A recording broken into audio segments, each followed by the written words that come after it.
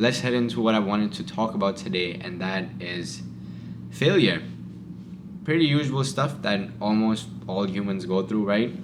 So I'm at my job, right? Like I work at this healthcare software company in Madison, Wisconsin. If you look it up, you'll know the name, so I'm just not going to mention it. But as part of my job, there's this training that I have to go through. So that training, there's this exam that we have to take, and it's a self-assessment, and you can take it twice max in one day, and you need an 85 to pass it. Now, background, I'm a good test taker. Like, one of my biggest skills in school was knowing how to take exams, and that's why I did well on exams. But it's also because I knew how to study properly.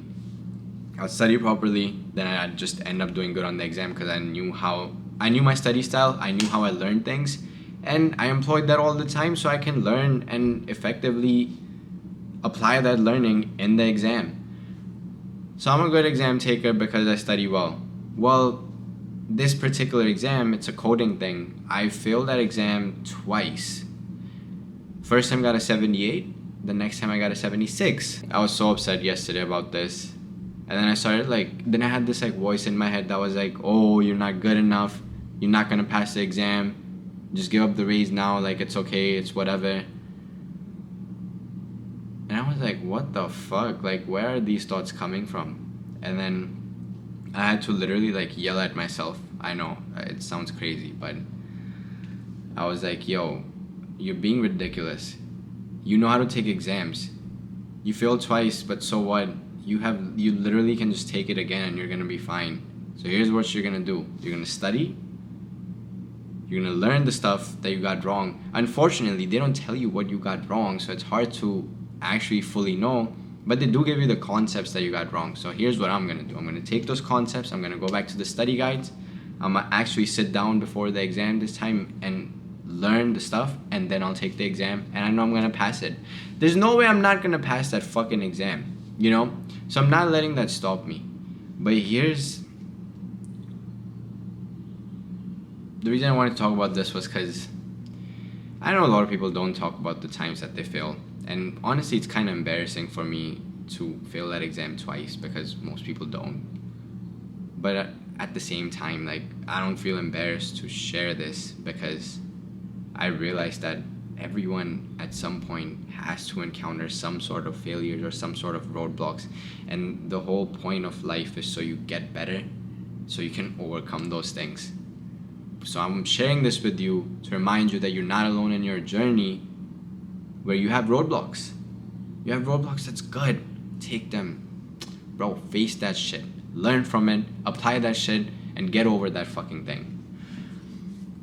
But while I was thinking about this, I also started self-reflecting on my journey in school and how I got to the point where I got really good at taking exams.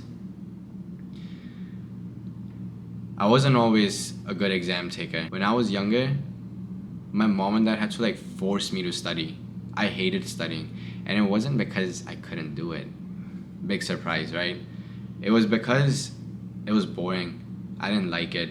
It wasn't the stuff that I was interested in. And of course, we all feel that way in school. And when I say school, in this particular part, I grew up in India, right, in New Delhi. So I was at a private school.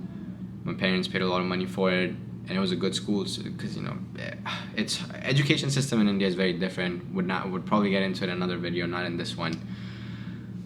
And we used to have exams every week. We had one exam every week. It was a set schedule. Every Monday we had an exam. We had to take it. There's no way you're not taking the exam. Everyone had to take it, and it's all subjects. 1 week it's English, next week it's math, next week it's science. It's all rotating, and once every week, no way around it. You have to do it. So that already gave me a lot of practice in terms of stressful situations and sitting and focusing on an exam for a long period of time. Even though I hated it. So when I was younger, I used to actually do good. Younger meaning when I was in nursery. Well, US people don't know what nursery is, so kindergarten. 1st grade, 2nd grade, 3rd grade. After 3rd grade, starting 4th grade, I stopped giving a fuck because I was like, this is boring as hell. And started doing really bad on my exams and stuff, and there came a point where this was definitely the turning point where I was like, yo, I gotta get my shit together. There was a parents-teacher conference after our final exams or our midterms, I don't know, but it was like big exams, right? Like things that like determine what you're gonna get for the grade for that time period. I got D's or worse on all my exams. I fucking kid you not. D's or worse on all my exams. Some maybe C's, but... And when my teacher was talking to my mom, like, she doesn't know this actually. My mom doesn't know this part. I vividly remember that moment because I saw the disappointment in her eyes, not because my grades were bad, but because she knew I wasn't trying hard, even though she knew I could do it. Forget trying hard, I wasn't trying at all. And I saw that look and that shit just flipped a switch. But what happened after that, like after we stepped out and we were like on our way home, that was even crazier. So one of my best friends at the time, I was walking back with my mom to the car. We were still on the school campus, and then my best friend, him and his mom are there. And in India, it's very customary. It's very normal to be like, oh, what did you get? Like grades wise, like parents and other people's parents, like they always ask you and shit, and it's like a normal thing, you know. US, not so much. But his mom was like, oh, how did you do? And the guilt I felt in that moment, insane, completely insane, because I was like, yeah, I didn't do so good. And I knew in that moment that it wasn't because I didn't know anything or because I couldn't do it. It's because I made the conscious choice of just not trying. Like if I had just tried, I would have been fine. And that was the turning point for me when I made the change. And following that, first I asked my mom, like, can you get me a tutor so I can spend extra time? Someone forced me to study. And then after a few months, I got a different tutor. There's more stories to this.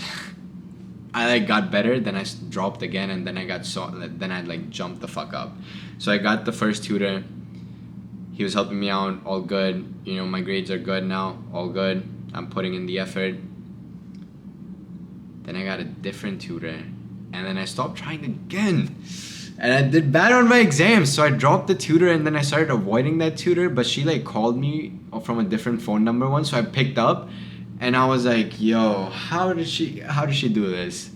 But again, I felt the same guilt in that moment, because when she asked me, I knew that it wasn't because I couldn't do it, it was because I didn't try.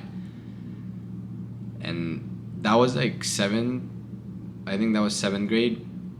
And following that, bro, I kid you not, every exam that I wanted to do good on, I have done good on. All that to say,